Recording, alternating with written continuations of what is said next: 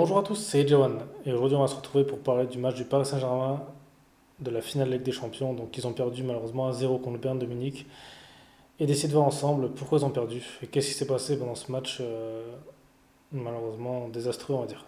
Donc en gros le match on va le résumer. Donc Paris a perdu 1-0 sur un but de Kingsley Coman en deuxième mi-temps, un but de la tête. Donc encore un joueur de Paris qui les fait perdre. Après Ben Arfa avec Rennes en Coupe de France. Là c'est Coman. Donc voilà, bon, c'était un joueur qui était formé au club, mais il n'est pas resté longtemps. Après, voilà, c'est pas non plus pour moi un top player, donc c'est bien pour lui qu'il ait marqué, mais c'est pas qu'il le vende. Voilà, ça m'aurait pas étonné parce qu'à l'heure actuelle, il n'aurait pas sa place au PSG. Il aurait été sa place à la place de Di Maria, Neymar ou Mbappé. Il aurait été remplaçant, donc d'un côté, c'est bien pour lui qu'il soit parti, parce qu'au moins il joue. Et puis il gagne la Ligue des Champions. Donc voilà, à part ça, le PSG a eu comme beaucoup d'occasions dans le match. Ils en ont eu quelques-unes qu'ils auraient pu marquer. Malheureusement, comme je l'avais dit dans les matchs que j'avais fait sur pronostic, ça s'est joué à rien. Et c'était l'équipe qui sera la plus réaliste qui va gagner.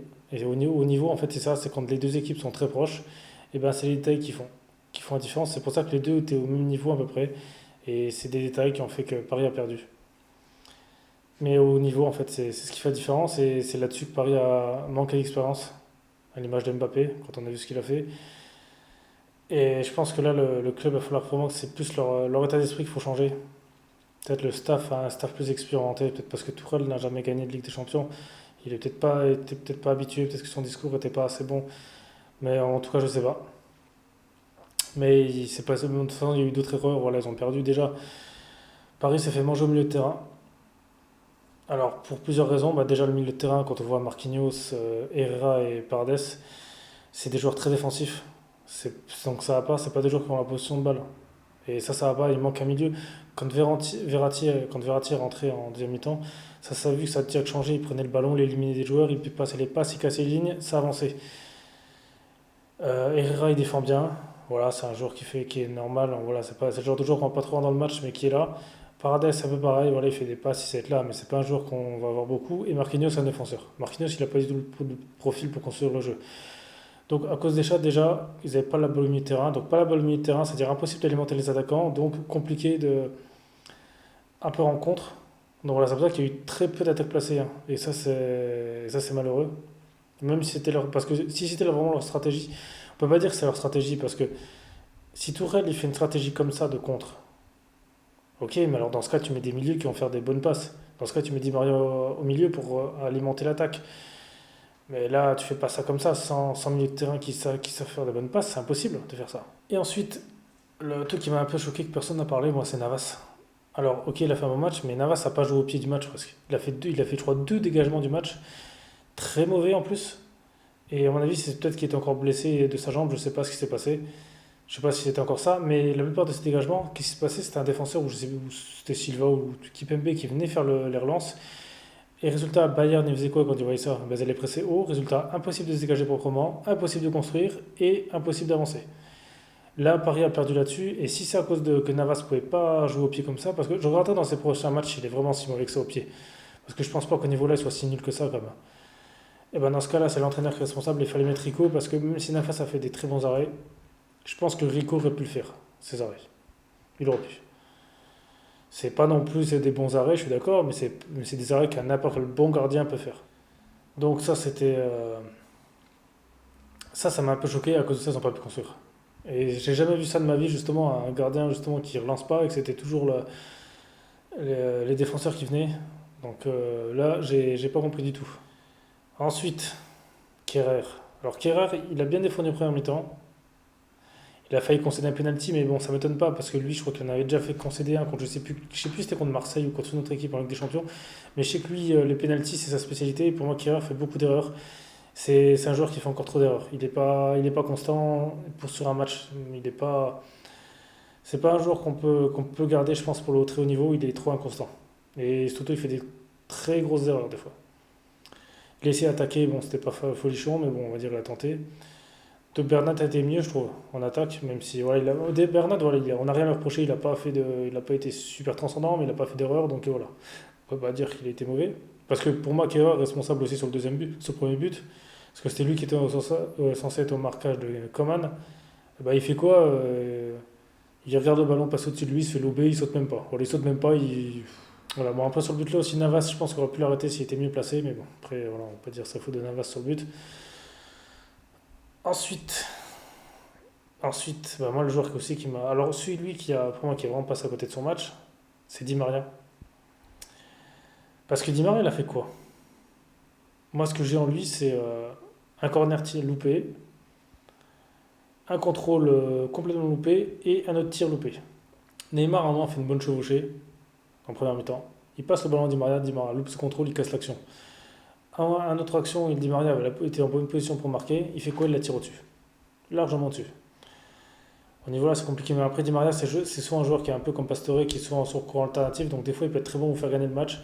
Et des fois, il est absent complètement. Et c'est pour ça qu'à Manchester, ils ne l'ont pas gardé.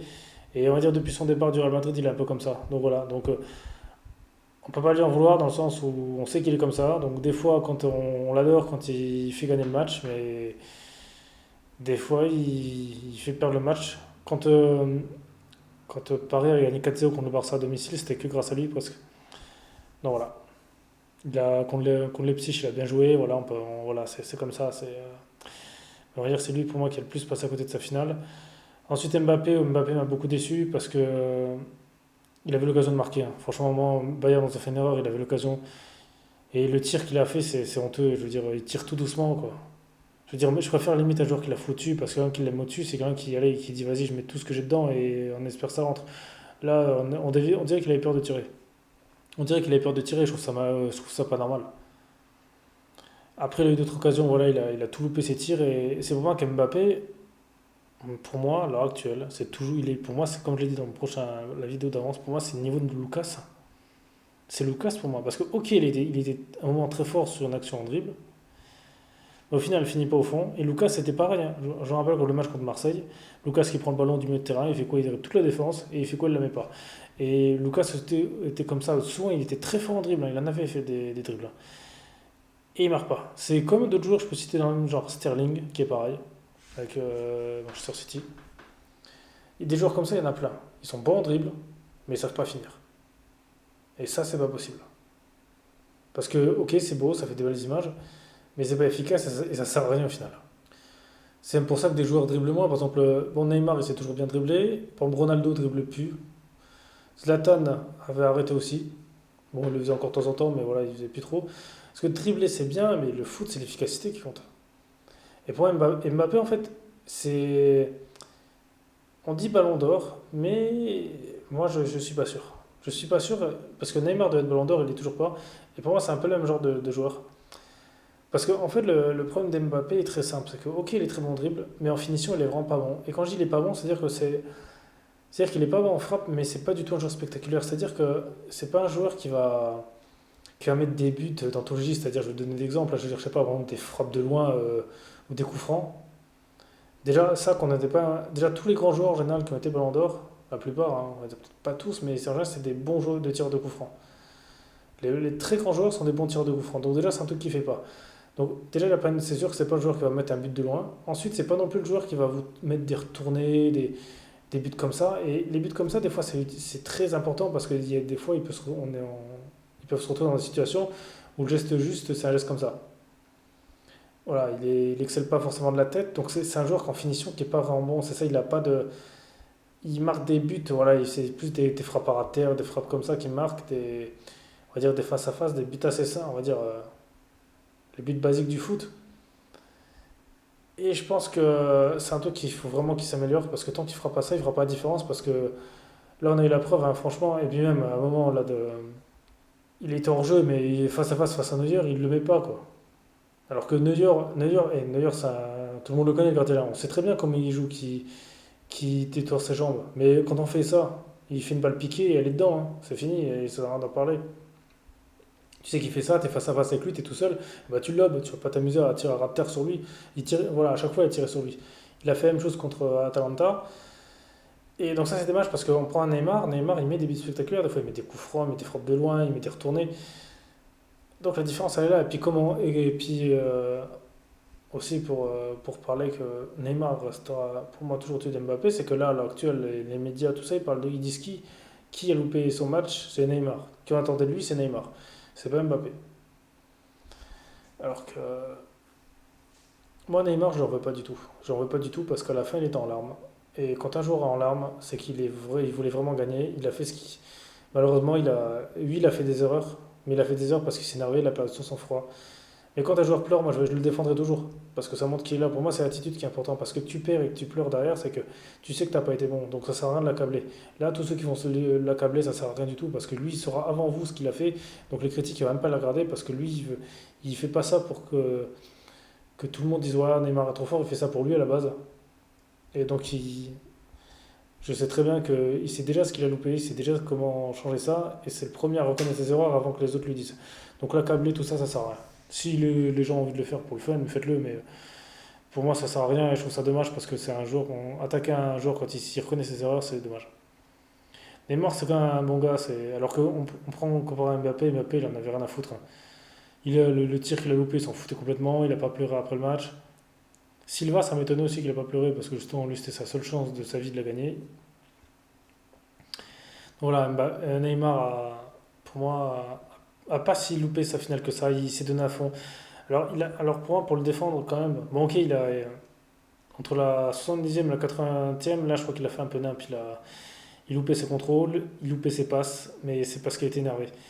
Mais pour montrer qu'il était toujours bon, c'est qu'à la fin, quand Choupo-Moting a fait marquer, ben, l'action elle vient de lui. C'est lui qui a tout dribblé, qui a tout fait juste pour aller mettre la passe.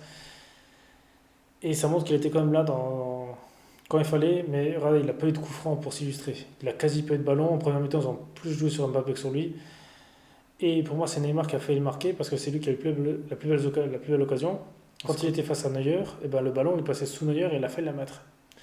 Il a failli marquer Neymar. Donc c'est pas passé à loin. Voilà, il a pas eu de chance. Contre les petits, il a mis un poteau. Voilà, c'est pas de chance. Voilà, après, les gens attendaient qu'il prenne le ballon, qu'il ait dribblé tout le monde. Sauf que le problème, c'est que Neymar, tout le monde le connaît. Donc ils sont à 3 sur lui, c'est compliqué. Et il y a pas de milieu pour l'alimenter. Il n'a pas eu de bonne passe. Il n'a pas été assez mis non plus de bonnes conditions. Il faut quand même un minimum. Parce que les joueurs qui prennent le ballon du milieu de terrain, qui ont marqué, voilà, ça, c'est plus grand monde qui le fait. Pour déjà une bonne raison, c'est que si tu fais ça et que tu te loupes, tu vas te faire lyncher. Et je pense qu'il devrait le faire un peu plus. Parce que dès qu'il passe le ballon, les autres ils font rien avec. Voilà, c'est dommage. Pour moi, là, la vraie question, je pense, ça va être Mbappé. Parce qu'Mbappé, il faut aussi se rappeler d'un truc. Quand ils ont perdu l'année dernière contre United, Mbappé, il avait une balle de match avant. Qu'est-ce qu'il fait? Il glisse. Voilà. Voilà. Je pense que. Il va falloir que, à mon avis, je pense qu'à Mbappé, en fait, le vrai problème, c'est très simple, c'est que il faut vraiment à Paris un entraîneur qui change le truc. En fait, c'est que quand on lit par exemple des biographies de footballeurs, je vois souvent par exemple, des joueurs qui changent grâce aux entraîneurs. Par exemple, Zlatan a. Comment il s'appelait lui? Capello. Oui, Capello lui a appris beaucoup de choses, justement, lui a appris à moins défendre et à moins courir, justement, et à se préserver pour les actions utiles. Des petits détails comme ça. Et je pense qu'Mbappé, il n'a pas eu la actuelle de grand entraîneur. Parce qu'en équipe de France, c'est pas là qu'on voulait apprendre des choses. Et je pense qu'il lui faudrait vraiment ça pour lui montrer la voie. Parce que là, les entraîneurs qu'il a, la Tourelle, c'est pas un joueur qui n'a pas beaucoup d'expérience. Il va pas vraiment lui donner d'autres conseils. Il faut vraiment un entraîneur qui sache se respecter et qu'il fasse évoluer parce que sinon il ne progressera pas. En fait, le problème de Paris, c'est très simple. C'est qu'à Paris, aucun joueur ne progresse et ne peut progresser. C'est ça le problème. À cause des entraîneurs et du staff technique. Des exemples, par exemple, tous ceux qui viennent, ils ne progressent pas. Par exemple, l'exemple la mieux pour moi, c'est Verratti. Verratti, c'est un très bon joueur. Mais Verratti aurait pu, je pense, devenir encore meilleur. Mais malheureusement, en fait, le truc, c'est que le Verratti qu'on voit maintenant, depuis le Verratti qui, quand il est arrivé, bah, à part peut-être sur le carton, mais je trouve qu'il ne s'est pas amélioré, hein. Il est toujours bon, hein. Et je pense que c'est à cause du staff. Il leur faut vraiment des entraîneurs justement qui les prennent sur leur aile et qui les fassent évoluer, sinon ça ne marchera pas. Sinon, ils ne pourront pas prendre des jeunes, je pense que ça ira pas. Ce qu'on en voit, c'est toujours des problèmes de manque d'expérience là, qui perdent là. Donc maintenant, ça va être compliqué. Puis aussi, là, il n'a pas fait rentrer Cardi, alors ok. Bon, vu ce qu'il a fait comme match, je comprends, mais dans ce cas, alors tu le vends. Parce que tu peux pas. Choupo-Moting, moi qui le garde, mais Il faut un joueur pour remplacer Gardi, quoi. Il faut un attaquant axial, un gros, un genre un Zlatan, ou même un Lewandowski, hein. Lui, il faut un joueur comme ça que Neymar, justement, puisse se reposer sur lui quand des fois il y en a trois sur lui, ou voilà, un joueur qui tienne la défense, il faut un joueur comme ça. Parce que le problème, c'est que je pense que les autres joueurs, de toute façon, il n'y a que Neymar qui craignent, parce que même là encore, quand il y a le ballon, il s'est passé quoi? Ils étaient à 3 sur lui.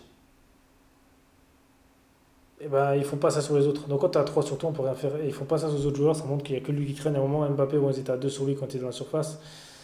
Mais bon, c'était parce qu'il était dans la surface. Mais Neymar, même quand il est au milieu de terrain, là, quand je l'ai vu, il tentait de dribbler, il était direct à 2 3 sur lui. Donc voilà, ça va être compliqué. Ça va être compliqué. Je pense que là, on peut se revenir en Ligue 1. Et aussi, ce qui va être compliqué, c'est que là, ils ont eu vraiment un tirage très très facile, il faut être honnête, hein. Il faut être honnête, leur tirage était clément. Je suis pas sûr que si c'était tapé, je sais pas, on va dire un Liverpool, un Barça ou un Real Madrid, un Juventus, plus après Bayern, ils auraient passé. Là, ils ont eu vraiment des équipes de seconde zone et ça, c'est assez rare. J'ai eu la chance de même pas, de pas se taper en plus l'Atlético. Donc, quand on a eu de la chance comme ça, en plus, ça avait battu le Bayern, ils avaient déjà battu le Bayern dans les phases de groupe. Donc, ils auraient pu. Puis ça s'est joué à rien. Donc, c'est dommage. En fait, il y a manqué du caractère. Il y a manqué du caractère. Voilà, quand leur stratégie, de toute façon, pour moi, elle n'était pas. Je sais pas si c'était. En fait, la vraie question maintenant qu'il faudra savoir pour savoir si Tourelle est nul ou pas, c'est est-ce que c'était la stratégie qu'ils voulaient, c'est-à-dire jouer en contre, mais le contre était pas bon, vu qu'il n'y avait pas de milieu qui envoyait les ballons, et ils se sont fait manger mieux au milieu de terrain. Mais est-ce que c'était le but de jouer en contre, de marquer? Je sais pas. Si c'était ça, en tout cas, ça a loupé. Si c'était pas ça la technique, bah en tout cas, il a fait les mauvais choix de joueurs, mais d'un côté, ils ont rien en milieu, hein. Il faut qu'ils recrutent, hein, parce que quand Verratti n'est pas là, puis un joueur ne peut pas tout faire. Il y avait Gay, il l'avait recruté pour ça, ben voilà. Il faut un joueur comme Pogba, hein. Moi, je vois lui en tête parce que voilà, c'est le genre de joueur assez grand, massif, qui va à l'attaque, qui va au charbon, qui sait marquer, qui sait faire des choses. Parce que là, leur milieu de terrain, c'est très simple. Qui sait marquer? Verratti tire jamais. Paredes, ouais.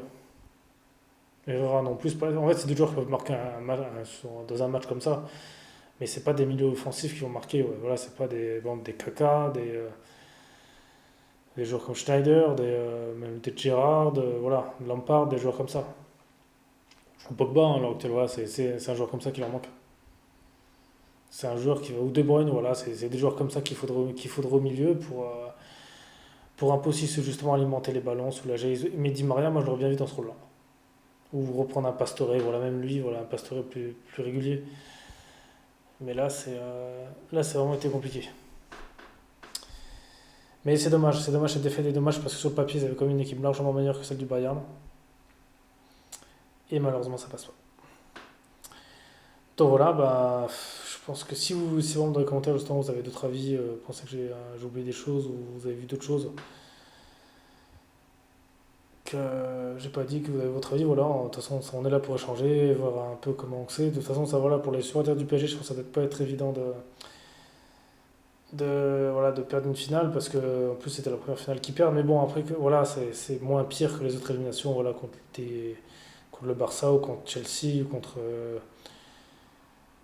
United. Voilà, là ils perdent en finale, ils ont comme une médaille, ils ont fait comme ce qu'il fallait. Donc voilà, ils repartent quand même avec une médaille, hein. Ils sont quand même deuxième d'Europe. C'est dommage qu'ils font pas la Coupe des clubs champions. Voilà. Mais bon, c'est comme ça, hein. Maintenant, il faut qu'ils passent à autre chose. Mais je pense que là, ça va être aussi un peu compliqué pour eux parce que, en général, Ligue des Champions, c'est après quand c'est terminé, il n'y a plus rien. Mais là, renchaîner direct en championnat, ça va être dur parce que je me rappelle quand Paris perdait des matchs de Ligue des Champions, c'était compliqué de la Ligue 1 quand ils l'ont retrouvé parce qu'ils avaient encore la tête à ça. À moins quand c'était des autres joueurs qui ne l'avaient pas joué, ça allait. Mais ça va être ça le vrai truc. Là, il va falloir se remotiver après une défaite et raffronter des joueurs vraiment pas bons. Et donc là, ça va leur faire tout drôle. Et je pense que ça va être compliqué quand même, hein. Et puis après, renchaîner, quoi. Donc voilà, bah, j'espère que la prochaine fois, pour les prochains matchs de Ligue des Champions, voilà, ça se passera mieux. Mais de toute façon, ce qui va compter sera encore les matchs d'élimination, hein. Parce que même s'ils cartonnent dans les matchs de groupe, hein, ça sert à rien. Parce que ce qui compte, c'est leur mental dans les matchs d'élimination. Et voir si Paris change d'entraîneur ou pas, s'ils prennent Allegri ou non.